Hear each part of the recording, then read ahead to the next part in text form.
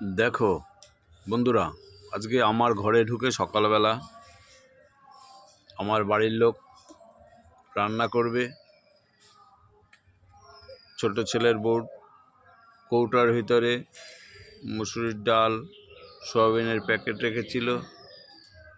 যেই নি ঘরের দরজাটা খোলা পেয়েছে, সেই রামভক্ত হনুমানগুলো কত উৎপাত করে ডালের প্যাকেট আর সব নিয়ে চলে গিয়ে সব আরাম করে বসে বসে খাচ্ছে।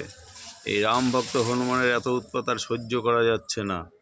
তাহলে বাস্তবিক যে রামভক্ত হনুমানগুলো তারা কী হারে উৎপাত করছে এই নবদ্বীপের বুকে, তোমরা কি বুঝতে পারছো? তোমরা দেখো বন্ধুরা, তোমরা দেখো, এখনো দেখো।